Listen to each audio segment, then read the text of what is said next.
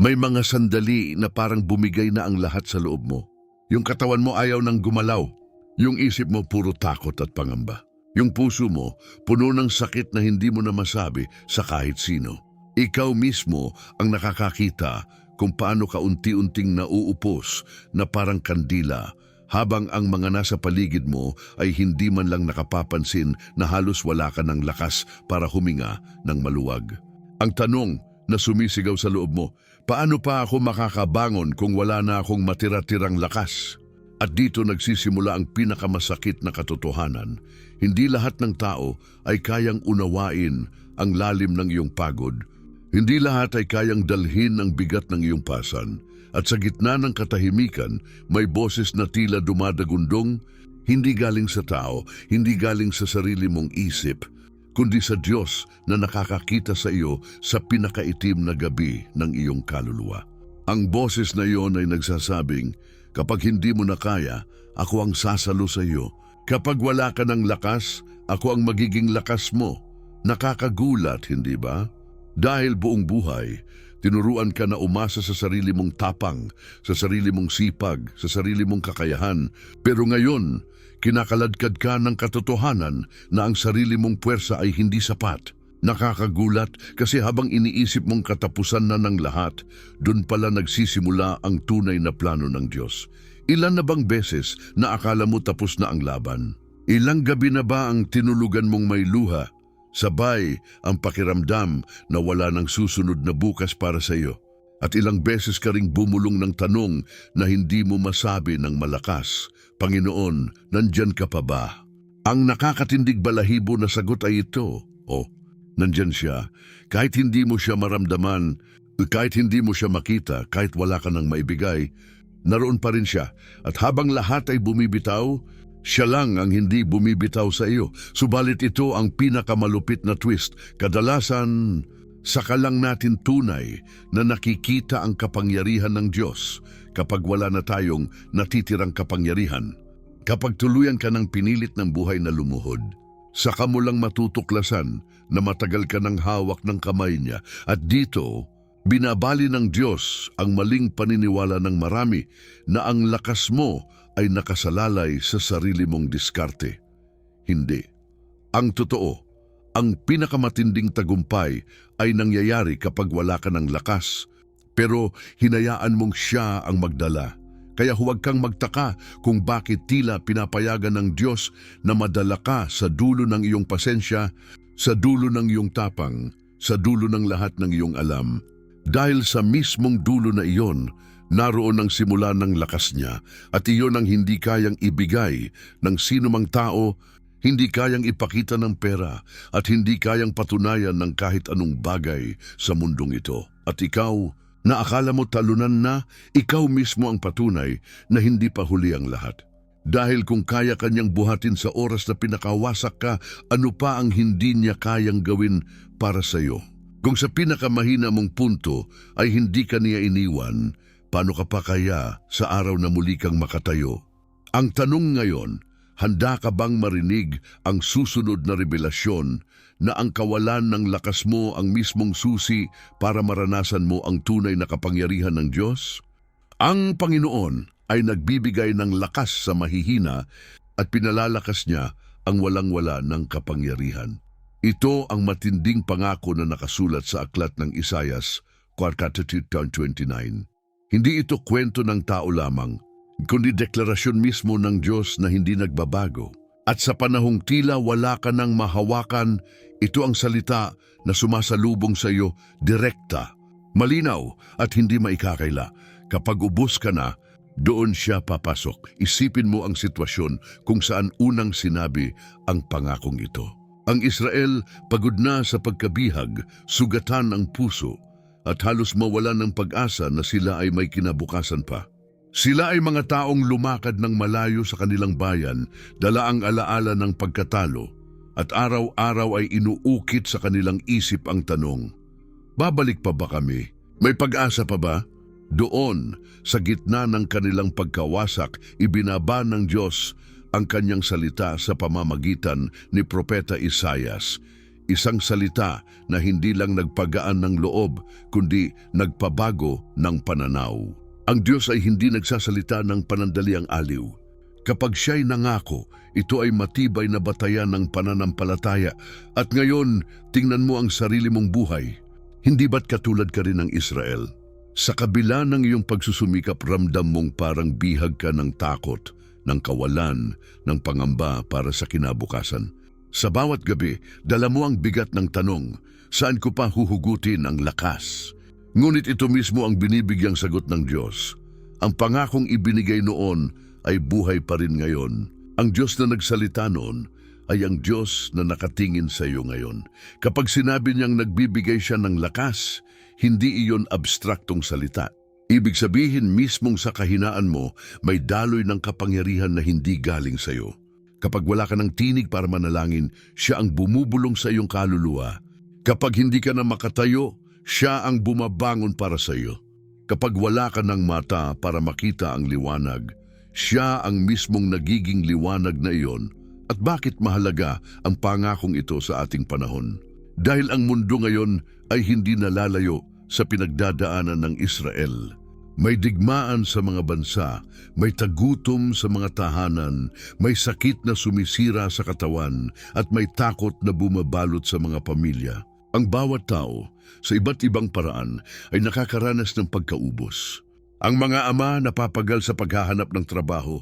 Ang mga ina halos maubos ang lakas sa pag-aalala sa mga anak.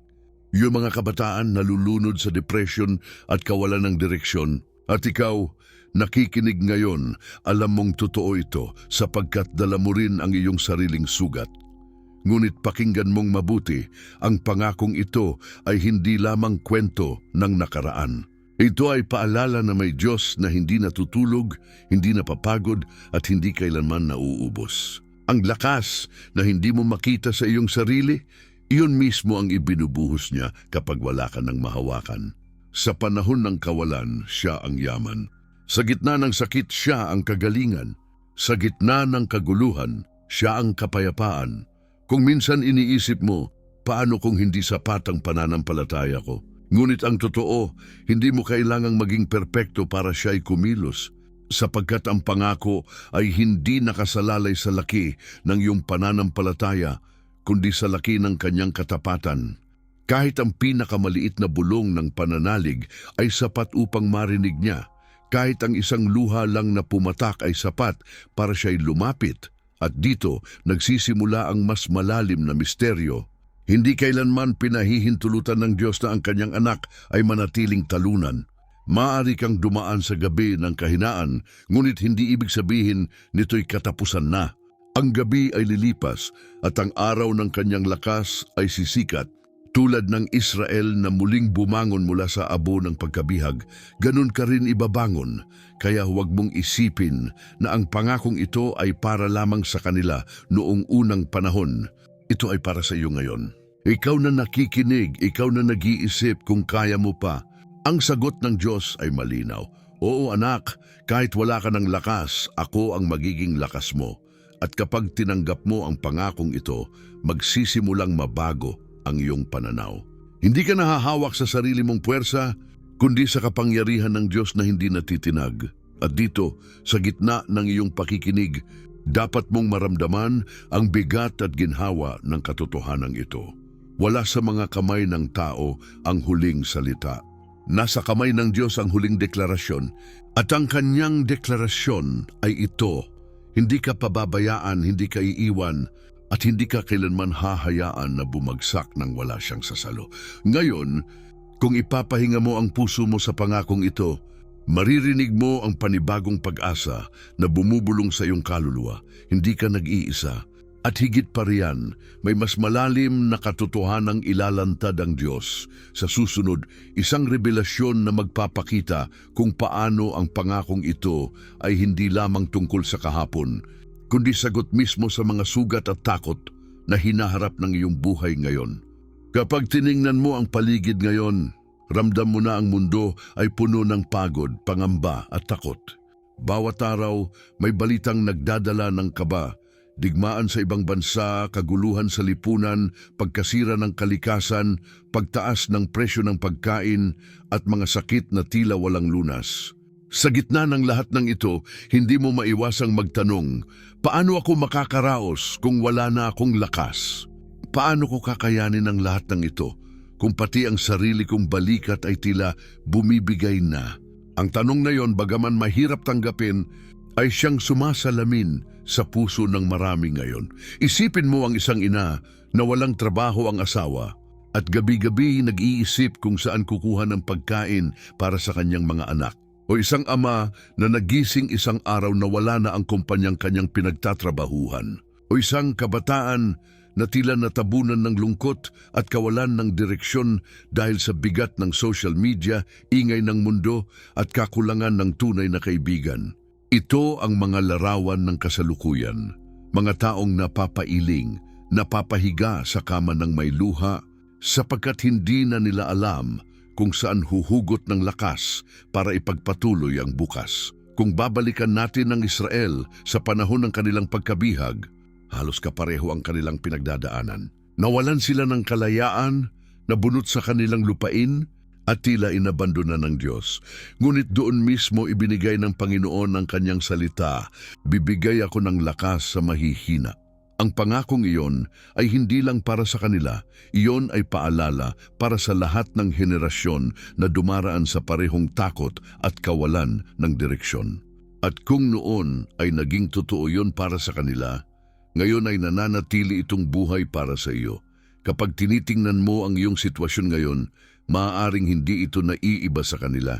Ang pagod mo sa paghahanap ng trabaho, ang lungkot mo sa pagkawala ng mahal sa buhay, ang takot mo sa hinaharap ng iyong pamilya, lahat iyan ay larawan ng pagkabihag na nararanasan ng kaluluwa. Ngunit sa parehong paraan, ang pangako ng Diyos ay hindi kumukupas. Katulad ng sinabi niya kay Israel, sinasabi niya rin ngayon sa iyo, hindi ka mag-iisa sa laban na ito. Kapag wala ka ng lakas, ako ang magbibigay ng lakas. Hindi ba't sa bawat pagkakataon na akala mo katapusan na, may kung anong nangyari na bigla kang nagkaroon ng panibagong tapang? Hindi ba't sa mga gabing akala mo hindi ka nagigising, kinabukasan ay may panibagong araw na naghihintay? Hindi iyon aksidente. Hindi iyon basta lumipas lang. Iyon ay ang Diyos na nagpapakita na kahit sa kawalan mo, siya ang dahilan kung bakit ka nakabangon muli. Tingnan mo ang mga balita, kaguluhan sa mga bansa, takot na bumabalot sa bawat tahanan. Ngunit sa likod ng lahat ng ito, may pangakong nananatili. Ang mundo ay maaaring magbago, pero ang salita ng Diyos ay hindi nagbabago. Kapag sinabi niyang bibigyan kanya ng lakas, hindi ito nangangahulugang mawawala ang problema. Ang ibig sabihin nito, sa gitna mismo ng problema, may kapangyarihan kang tatayo dahil siya ang nagbibigay. Halimbawa, isipin mo ang isang tao na nawalan ng trabaho. Sa paningin ng mundo, katapusan na iyon ng seguridad. Pero sa harap ng Diyos iyon ay pagkakataon para ipakita niya na siya ang tunay na tagapagtustos. Ang pagkain na dumating mula sa isang kaibigan, ang bigas na dumating mula sa hindi inaasahang kamag-anak, ang oportunidad na sumulpot mula sa ibang direksyon, lahat iyon ay pahiwatig na ang lakas mo ay hindi natatapos sa iyong kakayahan. O isipin ang isang taong lumalaban sa sakit. Araw-araw, nararamdaman niyang nauubos ang kanyang katawan. Ngunit sa gitna ng mga gabi ng panalangin, nakakahanap siya ng kapayapaan na hindi kayang ibigay ng gamot o ng pera. Ang kapayapaan na iyon ay hindi gawa ng tao, kundi ng Diyos na nagsabing, sa kahinaan mo, ako ang iyong kalakasan. At kung babalik ka sa sarili mong buhay, ilang beses mo na bang nasabi, hindi ko na kaya? Ilang beses mo na bang inisip na tapos na ang lahat? Ngunit tingnan mo, nandito ka pa rin. Humihinga, nakikinig at nakatayo. Sapagkat may Diyos na hindi kailanman pinayagang ang huling salita ay ang pagod mo. Sa halip, siya ang nagbigay ng panibagong lakas. Kahit sa panahong wala ka nang maibigay, ito ang punto na hindi mo maaaring palampasin. Ang pangakong ibinigay noon ay nakaukit para sa iyo ngayon. Hindi lang ito para sa mga propeta, hindi lang para sa mga bayani ng Biblia, kundi para sa bawat isa na nakararamdam ng pagkabigo at panghihina. At ikaw, o ikaw mismo, kasama ka sa pangakong iyon. Kaya't sa gitna ng lahat ng naririnig mong masamang balita, at tandaan mong may mas malakas na tinig na dapat mong pakinggan. Ang tinig ng Diyos na nagsasabing, kapag wala ka ng lakas, ako ang magiging lakas mo. At kung maniniwala ka rito, mararanasan mo na kahit ang pinakamabigat na pasanin ay kayang magaanin sapagkat hindi na ikaw ang may dala nito. Ngayon, maaari mong isipin, paano ito nagiging totoo sa totoong buhay? Ang sagot ay nasa mga kwento ng mga taong naranasan na mismo ang himalang ito. Mga buhay na pinatibay ng Diyos sa gitna ng kanilang pagod. At mga kwento na nagpapatunay na ang pangakong ito ay hindi lamang salita, kundi realidad na kayang baguhin ang buhay ng sinumang naniniwala. At iyan ang matutunghayan natin sa susunod. May isang babae na halos sumuko na sa lahat. Ilang buwan siyang walang trabaho at sa bawat gabi, iniisip niya kung paano niya mapapakain ang kanyang mga anak kinabukasan. Sa gitna ng kanyang mga luha, bumulong siya, "Panginoon, wala na akong lakas. Kung naririnig mo ako, tulungan mo ako." Kinabukasan, isang kaibigan na matagal na niyang hindi nakikita ang biglang dumating, dala ang pagkain at pera na higit pa sa inaasahan. Hindi ito plano ng tao, hindi ito aksidente. Ito ay sagot ng Diyos sa panalangin ng isang pusong ubos na ang lakas, ngunit buo pa rin ang pananampalataya. Ganito kumikilos ang Diyos. Isang ama naman ang nakipaglaban sa matinding karamdaman. Araw-araw, pinapakita ng katawan niya na wala ng pag-asa at pati ang pamilya ay halos mawalan na ng tiwala. Ngunit sa halip na tuluyang bumigay, natutunan niyang ipagkatiwala ang bawat araw sa kamay ng Diyos. Sa mga oras ng pinakamalalim na sakit, naroon ang hindi maipaliwanag na kapayapaan. At nang dumating ang panahon na inaakala nilang katapusan na, bumangon siya mula sa kanyang higaan. Ang doktor mismo ang nagsabi, "Wala kaming paliwanag." Ngunit siya alam niya ito ang Diyos na nagbibigay ng lakas sa mahihina at hindi lang ito nangyayari sa ngayon. Mula pa noon, ang Biblia ay puno ng mga kwento ng mga taong dumaan sa ganitong uri ng kabiguan at pagod, ngunit naranasan ang kapangyarihan ng Diyos.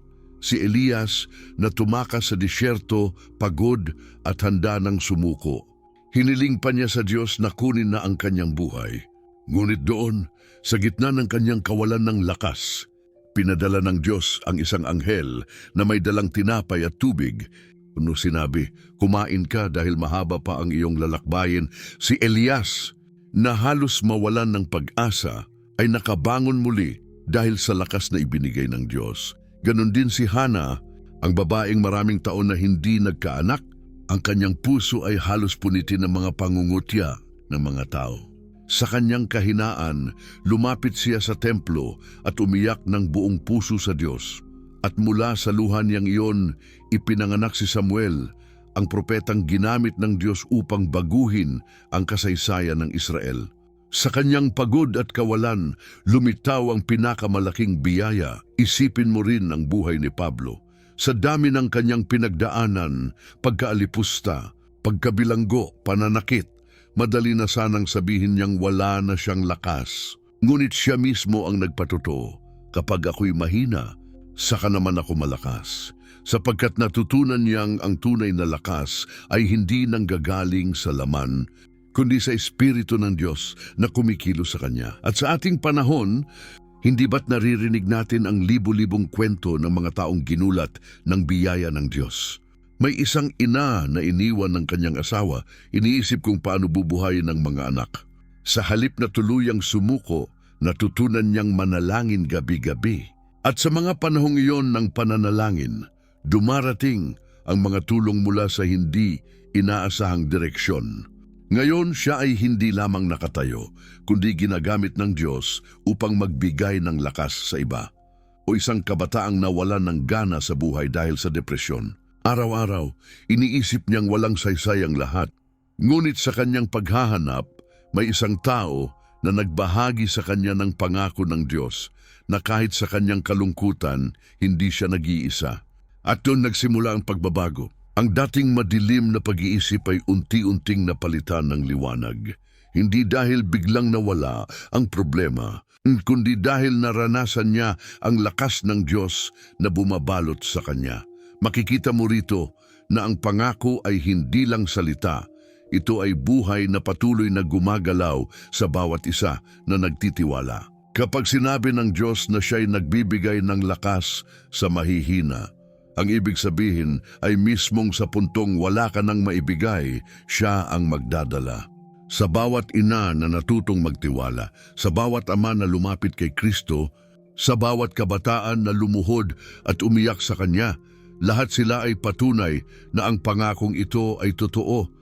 Noon man at ngayon, at habang naririnig mo ang mga kwento at patotoong ito, dapat mong maramdaman na hindi ka naiiba. Ang parehong Diyos na kumilos kay Elias, kay Hana, kay Pablo, at sa mga ordinaryong tao ngayon ay siya ring Diyos na nakatingin sa iyo. Kung nagawa niyang itayo silang muli mula sa abo ng kanilang kahinaan, gagawin niya rin ito para sa iyo. Ngunit tandaan, ang lahat ng ito ay hindi aksidente. Ang lahat ng lakas na ito ay hindi galing sa tao. Hindi ito produkto ng sariling tapang o sipag. Ang lahat ng tagumpay na ito ay isang malinaw na patunay na ang Diyos lamang ang tunay na pinagmumula ng lakas. Ang tao ay napapagod, ang tao ay sumusuko, ngunit ang Diyos ay walang hanggan at tapat sa kanyang mga pangako. At kung kaya mong tanggapin ang katotohanan ito, magsisimula kang makita na ang iyong sariling kwento ay maaring maging patotoo rin. Dahil sa likod ng lahat ng pagsubok, may mas malawak na plano ang Diyos. At iyon ang susunod na revelasyon. Ang pangakong ito ay hindi lamang tungkol sa iyong pansariling laban, kundi bahagi ng mas malaking larawan ng plano ng Diyos para sa mundo. Isang larawan na sumasalamin sa kanyang propetikong galaw mula pa noon hanggang ngayon. Kung titignan mo ng mas malalim ang pangako ng Diyos na nagbibigay ng lakas sa mahihina, makikita mong hindi ito isang hiwalay na pahayag.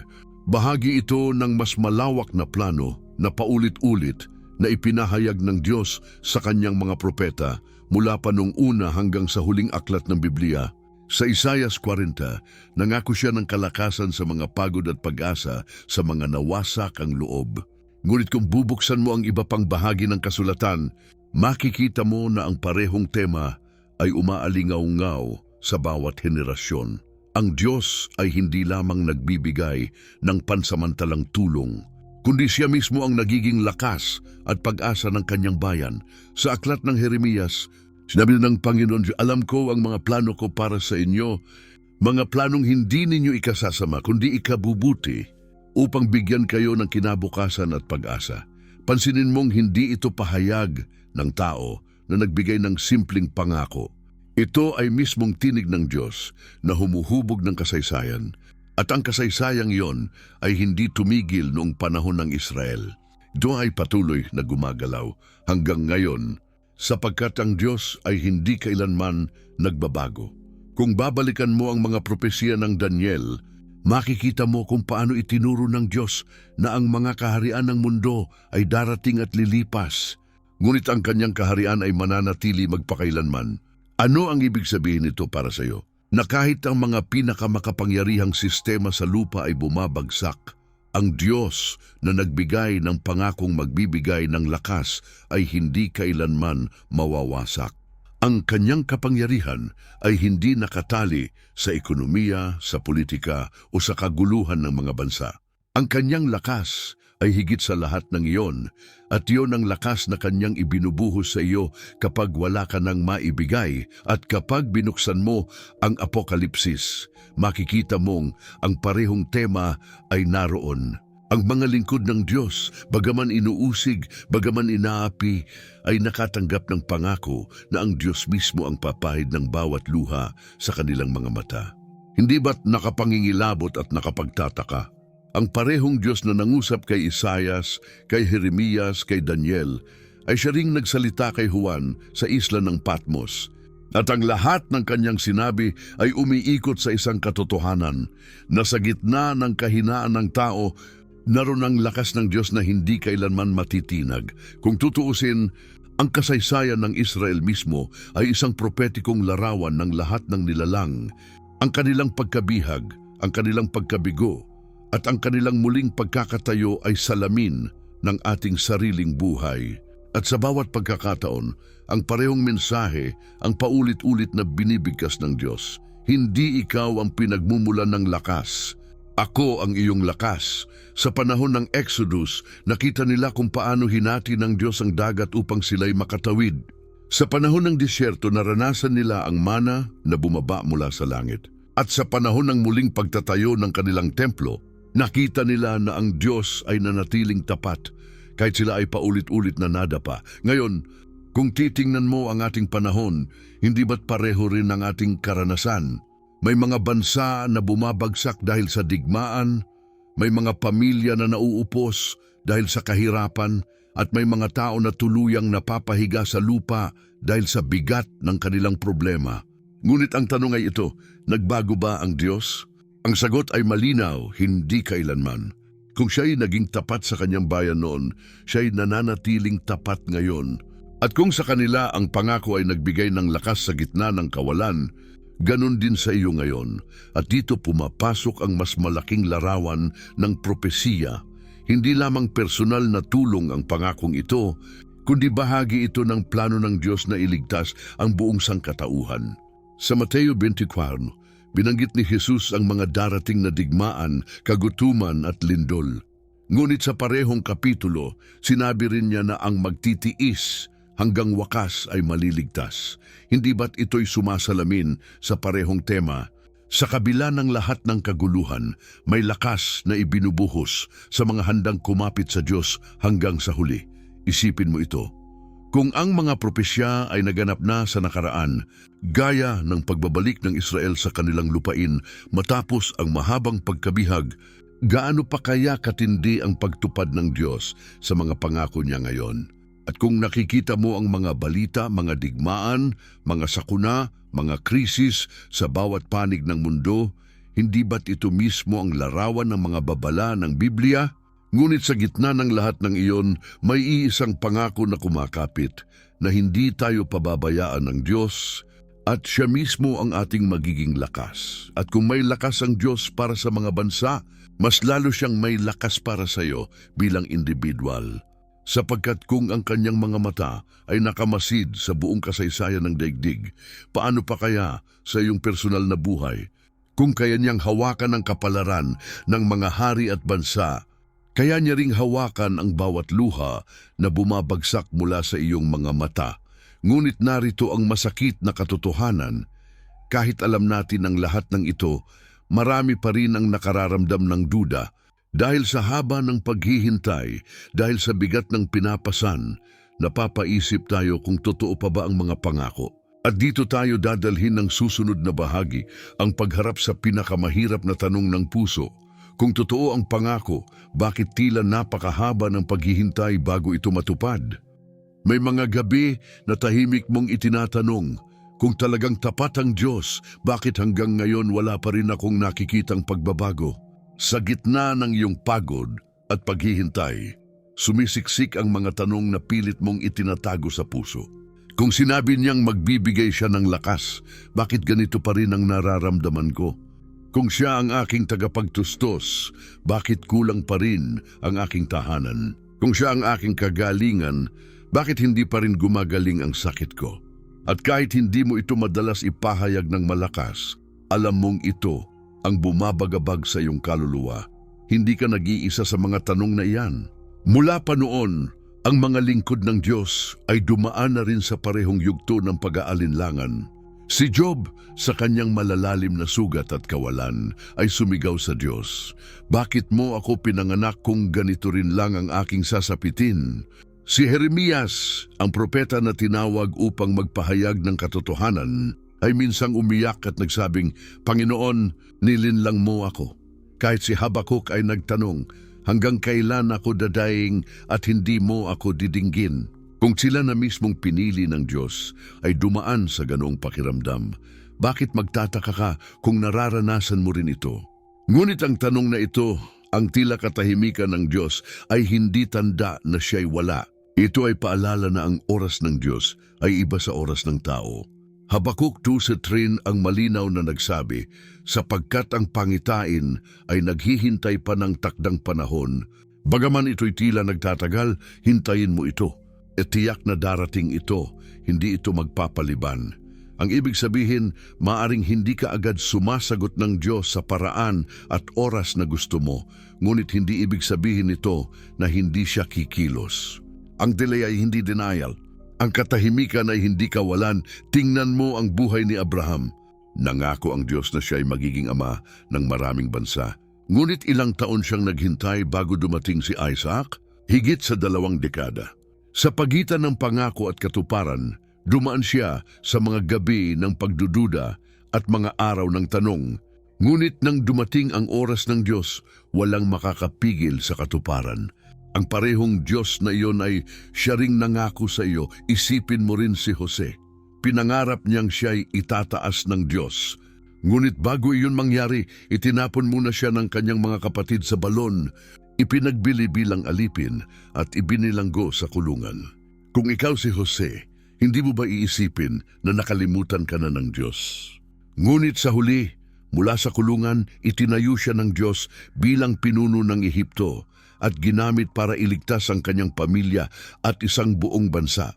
Ang mga tao ng sakit at pag-aalinlangan ay hindi nasayang, sapagkat yon ang naging daan upang ipakita ang katapatan ng Diyos. At ikaw, ikaw na nakikinig ngayon, marahil ganun din ang iyong nararanasan. Maaari kang nasa gitna ng pagod at paghihintay at tila hindi mo makita kung saan tutungo ang lahat. Ngunit huwag mong isipin na dahil hindi mo nakikita ang kilos ng Diyos, wala na siyang ginagawa. Tandaan mo ang sinabi sa 1 Pedro 3:9, hindi nagmamadali ang Panginoon sa kanyang pangako gaya ng iniisip ng iba. Sa halip, siya ay matiisin sa inyo dahil ayaw niyang may mapahamak, kundi lahat ay makapagsisi. Ibig sabihin, ang pagkaantala ay maaring pagsasanay, paghahanda o proteksyon. Hindi rin dapat ipagkamali na lahat ng ating kagustuhan ay automatikong pangako ng Diyos. May malaking pagkakaiba ang pagitan ng sariling pagnanasa at ng tunay na pangako. Ang tao kadalasan ay naghahangad ng kaginhawaan, kayamanan at agarang sagot. Ngunit ang Diyos, sa kanyang walang hanggang karunungan, ay nagbibigay lamang ng mga bagay na nakaugnay sa kanyang kalooban at sa ikabubuti ng ating kaluluwa. Kaya't kapag may mga dasal kang tila hindi nasasagot, baka iyon ay dahil hindi iyon bahagi ng kanyang pangako, kundi bunga lamang ng ating pansariling hangarin. Ngunit ito ang dapat mong kapitan. Kapag ang Diyos ang nangako, tiyak na ito'y kanyang tutuparin. Walang salita mula sa kanya ang babagsak sa lupa ng walang katuparan. Ang tanong ay hindi kung gagawin niya, kundi kung handa kang magtiwala hanggang sa oras na itinakda niya. Sa bawat araw na tila walang nangyayari, ihinuhubog niya ang iyong pananampalataya, pinapalakas ang iyong loob, at ipinapakita na hindi sa sarili mong lakas, kundi sa kanyang kapangyarihan ka mabubuhay. Kaya't huwag mong ikahiya ang iyong mga tanong. Huwag mong isipin na dahil nagdududa ka, ibig sabihin ay wala ka ng pananampalataya. Ang mismong pagkakaroon ng tanong ay tanda na ikaw ay humahanap sa Diyos. Ang mahalaga ay huwag kang tumigil. Tulad ni Job, maaari mong isigaw ang iyong sakit, ngunit sa huli sinabi niya, ngunit alam kong ang aking tagapagligtas ay buhay. Tulad ni Habakuk, maaari mong itanong kung hanggang kailan, ngunit sa huli ipinahayag niya, ngunit ang matuwid ay mabubuhay sa pamamagitan ng pananampalataya. At sa sandaling ito, habang nakikinig ka, maaaring pakiramdam mo ay nasa pagitan ka pa lamang ng pangako at katuparan. Ngunit huwag mong kalimutan, ang pagitan na iyon ay hindi walang saysay. Ito ay ang lugar kung saan hinuhubog ang iyong kaluluwa, kung saan pinalalakas ang iyong loob, at kung saan ipinapakita ng Diyos na kahit sa iyong mga pagdududa, siya ay nananatiling tapat. At dito magsisimula ang bagong hakbang. Hindi lamang maniwala sa pangako, kundi simulan ng isabuhay ito sa araw-araw na lakad ng iyong buhay. Ngayon na malinaw na sa iyo ang pangako ng Diyos na nagbibigay siya ng lakas sa mga mahihina, panahon na upang dalhin ito mula sa pakikinig tungo sa pamumuhay. Dahil ang salita ng Diyos ay hindi lamang para sa isip, ito ay para sa bawat araw na hakbang ng iyong buhay. Kung mananatili lamang ito bilang teorya o alaala, mawawala ang kapangyarihang dala nito. Ngunit kung gagawin mo itong bahagi ng iyong araw-araw na disiplina, makikita mo mismo kung paanong ang kanyang lakas ay pumapasok sa gitna ng iyong kahinaan. Magsimula ka sa pamamagitan ng pagtanggap ng pangako. Huwag mong hayaang manatili ito bilang ideya sa hangin. Sabihin mo sa sarili mo kahit pabulong, ang Panginoon ang nagbibigay sa akin ng lakas. Kahit wala na akong kaya, ang simpleng deklarasyong ito, kapag inuulit araw-araw, ay parang binhi na unti-unting tumutubo sa iyong puso. Hindi mo man makita agad ang pagbabago, makikita mong iba na ang tono ng iyong panalangin, iba na ang kapayapaan ng iyong isipan, at iba na ang direksyon ng iyong mga hakbang. Pangalawa, gawing ugali ang pagbabalik sa salita ng Diyos. Isang talata lamang bawat araw, ngunit buong puso mong panghawakan. Isaisip mong ang bawat pangungusap ng Biblia ay may bigat ng mismong tinig ng Diyos. Halimbawa, kapag nabasa mo sa awit 46:1, ang Diyos ay ating kanlungan at kalakasan, handang saklolo sa oras ng kagipitan. Ulitin mo ito hanggang sa maging bahagi na ng iyong paghinga. Sa oras ng kaba, ito ang iyong sasabihin. Sa oras ng pagod, ito ang iyong uulit-ulitin. Pangatlo, isabuhay mo ang pasasalamat kahit sa maliliit na bagay. Madalas, inuubos ng reklamo at pangamba ang natitirang lakas ng tao. Ngunit kung gagawin mong ugali ang magpasalamat kahit sa pinakamaliit na detalye, isang simpleng pagkain, isang tawag mula sa kaibigan, isang araw na natapos mo ng ligtas, unti-unti mong mararanasan ang presensya ng Diyos sa gitna ng pang-araw-araw. At ang presensya niya ang mismong nagbibigay ng bagong lakas. Pang-apat, palitan mo ang iyong mga pagdududa ng mga pananalig. Kapag sumulpot sa isip mo ang mga salitang hindi ko kaya, agad mo itong sagutin ng kasama ko ang Diyos. Kaya ko ito.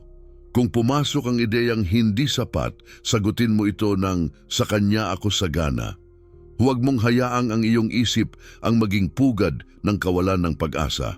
Gawin mo itong templo ng mga pangako ng Diyos. Panglima, itaguyod mo ang pananalangin bilang disiplina, hindi lamang bilang opsyon kapag may problema. Hindi ito kailangang mahaba o komplikado.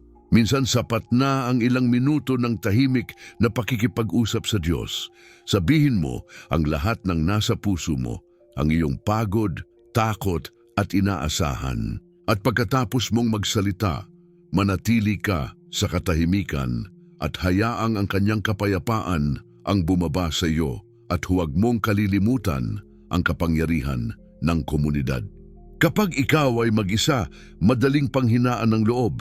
Ngunit kapag nakapaligid sa iyo ang mga taong may parehong pananampalataya, nagiging mas malinaw sa iyo na hindi ka nag-iisa. Ang kanilang mga patotoo, ang kanilang panalangin para sa iyo, at ang kanilang presensya ay nagsisilbing daluyan ng lakas ng Diyos. Kaya't humanap ka ng mga kasama sa pananampalataya na magpapaalala sa iyo ng mga pangakong ito. Tandaan mo rin ang kahalagahan ng pagkilos. Ang pananampalataya ay hindi lamang salita. Ito ay hakbang. Kung naniniwala kang ang Diyos ang iyong lakas, ipakita mo ito sa paraan ng iyong pamumuhay. Kung natatakot kang harapin ang isang sitwasyon, humakbang pa rin ng may tiwala na hindi ka nag-iisa. Kung kailangan mong magdesisyon, gawin ito batay sa pananalig na ang Diyos ang gumagabay sa iyo. Tanda bawat hakbang ng tapang ay patunay na ang pangako ay gumagana sa iyong buhay. Ngayon isipin mong gagawin mo ito araw-araw. Bawat umaga inuulit ang pangako. Bawat gabi nagpapasalamat. Bawat oras ipinagpapalit ang pagdududa sa pananampalataya. At sa bawat linggo nakikibahagi sa komunidad ng pananampalataya. Hindi ba't sa ganitong paraan, kahit ang pinakamahina mong punto ay magiging simula ng iyong kalakasan. Hindi dahil sa sarili mong lakas, kundi dahil hinayaan mong ang Diyos ang kumilos sa loob mo. At narito ang hamon, subukan mong gawin ito ng tuloy-tuloy sa loob ng 7 araw. 7 araw ng pagtanggap, panalangin, pasasalamat at pag-asa. Tingnan mo kung paano unti-unting nagbabago ang iyong pananaw, ang iyong emosyon at ang iyong kapayapaan. Makikita mo na ang pangako ng Diyos ay hindi teorya lamang. Ito ay lakas na humahawak sa iyo araw-araw. At kapag naramdaman mo ang pagbabago, hindi mo nagugustuhing bumalik sa dati. Dahil mauunawaan mong ang tunay na sekreto ng pananampalataya ay hindi lamang ang maniwala, kundi ang isabuhay ito. At sa oras na isinasabuhay mo ang pangako, magsisimula ka ring makita kung paano kumikilos ang Diyos, hindi lamang sa iyong personal na buhay, kundi sa buhay ng marami pang tao. At dito ka tatawagin ng Diyos, hindi lang para tanggapin ang kanyang lakas, kundi upang ibahagi rin ito sa iba, sapagkat ang pananampalatayang hindi ibinabahagi ay pananampalatayang hindi pa buo. Kaya't habang papalapit tayo sa susunod na hakbang, tandaan mo, hindi ka tinawag ng Diyos upang manatiling tagapakinig. Tinawag ka niya upang maging saksi, upang maging buhay na patotoo ng kanyang pangako. At ang susunod na hakbang ay isang malakas na panawagan, isang kolektibong pagkilos na magdadala sa iyo hindi lang sa personal na pagbabago, kundi sa sama-samang pananalig na gumigising sa bawat puso na handang sumunod sa Diyos. Ngayon ay dumating na ang oras na hindi ka lamang makikinig, kundi kikilos sa pananampalataya. Hindi sapat na pakinggan at isipin lamang ang pangako ng Diyos, ito ay dapat isabuhay ngayon mismo sa mismong sandaling ito. Ikaw na nakaririnig ng salita, ikaw na may dalang pagod at pangamba, ikaw na halos sumuko na, ang mismong inaanyayahan ng Diyos upang itaas ang iyong puso at sabihin, Panginoon, ako'y umaasa sa iyo. Huwag mong ipagpaliban ang hakbang na ito, sapagkat bawat araw ng pag-antala ay isang araw na hindi mo nararanasan ng ganap na kalakasan na handa na niyang ibigay sa iyo. Isara mo, sandali ang iyong mga mata at hayaang dumaan sa iyong isipan ang lahat ng bagay na bumigat sa iyo nitong mga nakaraang linggo. Ang mga takot na hindi mo masabi kahit kanino, ang mga luha na itinago mo sa unan, ang mga bigat na nagpatigil sa iyong mga plano. Ngayon, ilagay mo iyon sa harapan ng Diyos. Isipin mong hawak mo ang lahat ng iyon sa iyong mga palad. Takot, sakit, kahinaan, pagkukulang, at saka mo iangat sa Kanya. Sabihin mo sa loob ng iyong puso, Diyos, ito ang lahat ng hindi ko na kayang pasanin.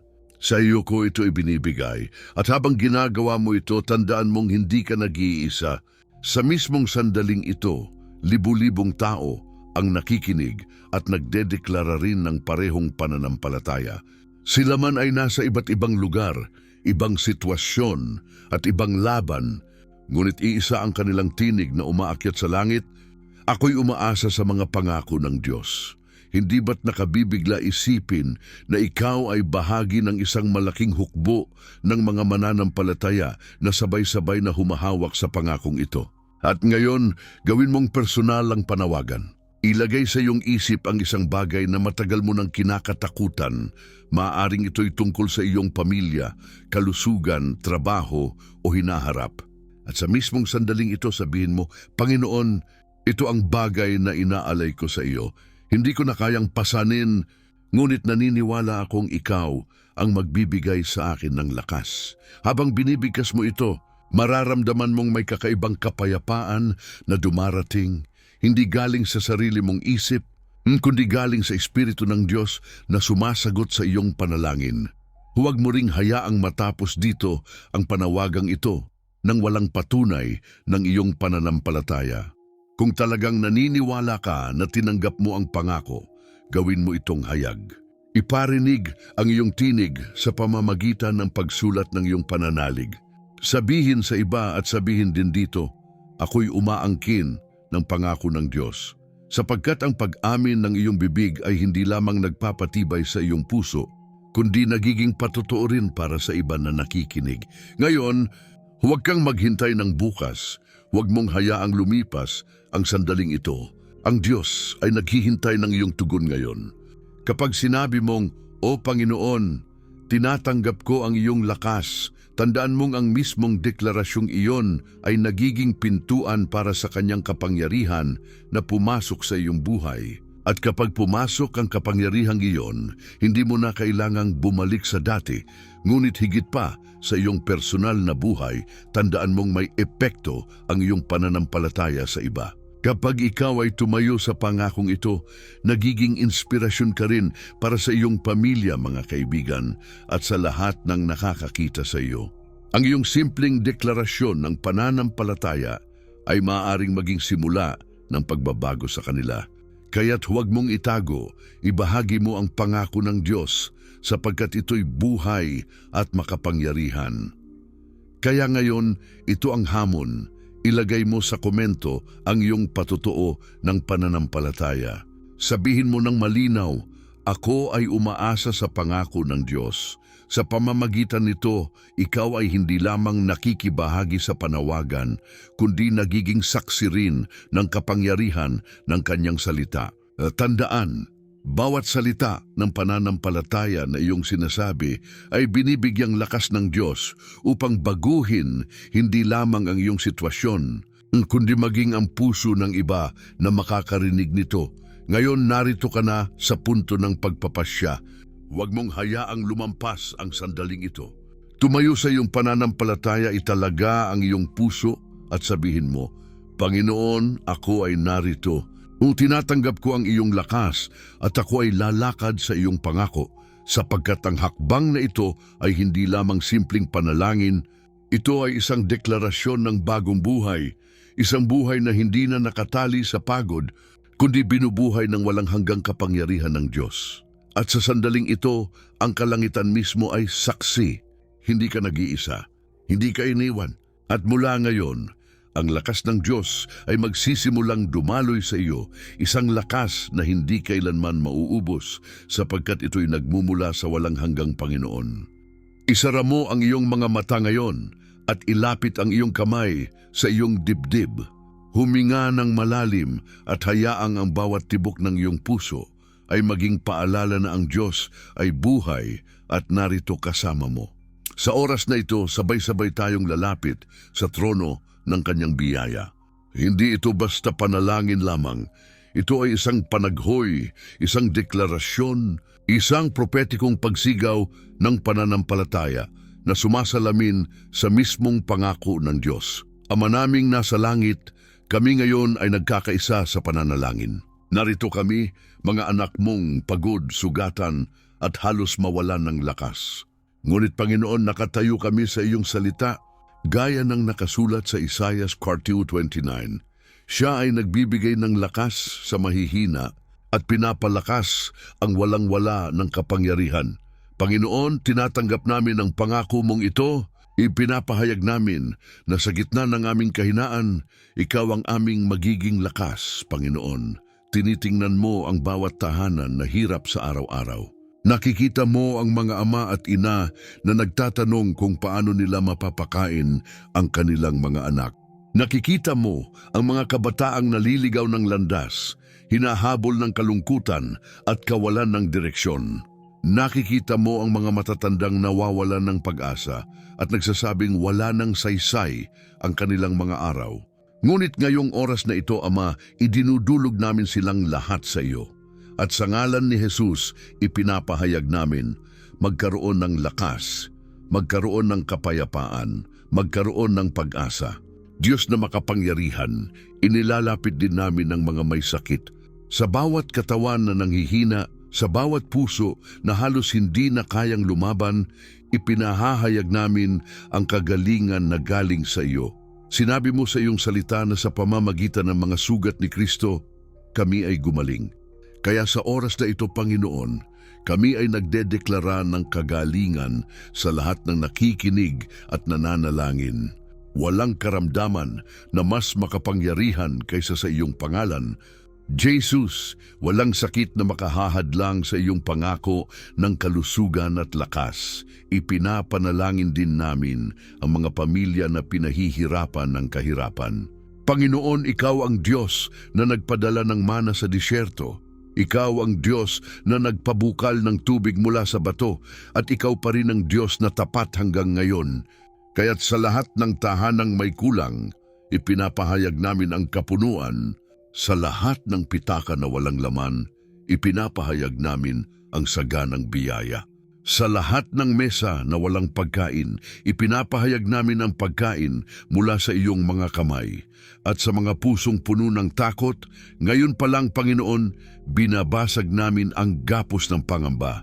Sinabi mo sa iyong salita, huwag kang matakot sapagkat ako'y sumasa iyo. Huwag kang manglupaypay sapagkat ako ang iyong Diyos. Kaya Ama, sa pangalan ni Jesus, winawasak namin ang bawat kasinungalingan ng kaaway na nagsasabing iniwan mo kami. Hindi, Panginoon. Kami iyong mga anak at kailanman ay hindi mo kami iiwan o pababayaan. Ngayon, sama-sama kaming humihiling, punuin mo kami ng iyong espiritu. Ibalot mo ang bawat tahanan ng iyong kapayapaan. Palitan mo ang aming pagod ng bagong sigla, ang aming luha ng galak, at ang aming kahinaan ng iyong walang hanggang lakas. Kami ay naniniwala na sa bawat panaghoy may kasagutan, sa bawat luha may aliw, at sa bawat sugat may kagalingan. At ngayon, Ama, hindi lang kami humihingi para sa aming sarili. Ipinapanalangin din namin ang aming mga kapatid na nakikinig ngayon. Panginoon, abutin mo sila sa kanilang pinagdaraanan. Palakasin mo sila gaya ng pagpapalakas mo sa amin.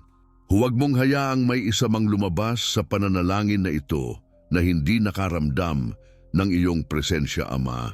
Sa ngalan ni Jesus, kami ay nagdedeklara. Kami ay malakas dahil Ikaw ang aming lakas. Kami ay buo dahil Ikaw ang aming tagapagtanggol. Kami ay ligtas dahil Ikaw ang aming kanlungan. At sa oras na ito, ipinapahayag namin ng may pananampalataya. Ang lahat ng pangako mo ay oo at amen kay Kristo Jesus. Kaya ngayon, kung naririnig mo ang panalangin ito, ipahayag mo rin. Sabihin mo sa iyong puso, sabihin mo sa iyong labi, ako ay naniniwala, ako ay tumatanggap ng lakas mula sa Diyos. At sa iyong komento isulat mo, Amen, naniniwala ako. Sapagkat ang pagsang-ayon ay tanda ng pananampalataya at ang pananampalataya ay ang pintuan ng himala, Ama. Ito ang aming panalangin. Sa pangalan ni Jesus, aming tagapagligtas at hari, idinideklara naming tapos na ang tanikala ng kahinaan at nagsisimula ang bagong lakad ng kalakasan. At sabay-sabay naming sinasabi ngayon, Amen at Amen. Ngayon na dumaan tayo sa matinding panalangin at panaghoy, panahon na upang ang iyong puso ay muling mapuno ng kapayapaan at katiyakan.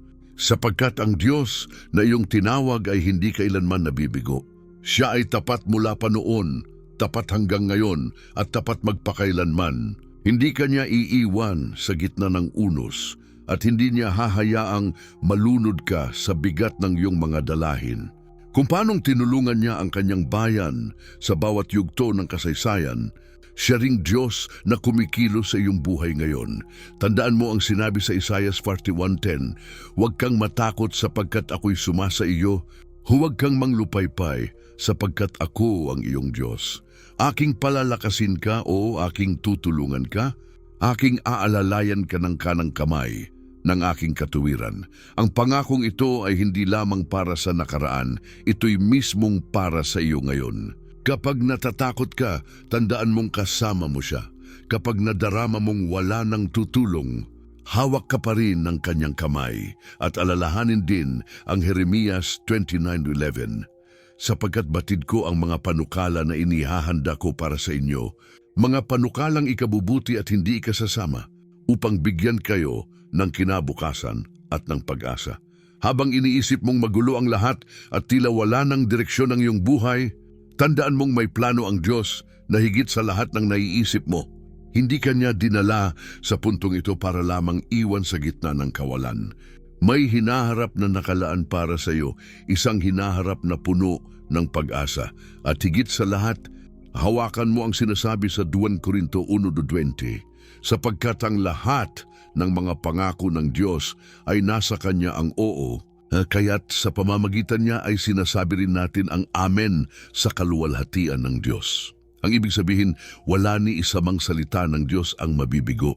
Kapag siya ang nangako, tapos na ang usapan, at ang pangakong yon ay nakatayo, hindi dahil sa ating lakas, kundi dahil sa kanyang katapatan, kaya't huminga ka ng malalim. Hayaan mong pumasok ang kapayapaan ng Diyos sa bawat sulok ng iyong puso. Isipin mo ang iyong tahanan na nakabalot ng presensya niya, ang iyong pamilya na tinatabingan ng kanyang proteksyon, ang iyong kinabukasan na nakapaloob sa kanyang plano. Hindi ba't sa imaheng iyon, unti-unting gumagaan ang iyong loob? Sapagkat ang lakas ng Diyos ay hindi lamang para sa malalaking himala, ito rin ay para sa bawat araw, bawat hakbang, bawat simpleng bagay na bumubuo ng iyong buhay. Kaya huwag kang manghina kung hindi mo agad makita ang lahat ng pagbabago. Huwag mong isipin na walang nangyayari dahil hindi mo nakikita ang buong larawan. Ang totoo, kahit sa katahimikan, ang Diyos ay kumikilos.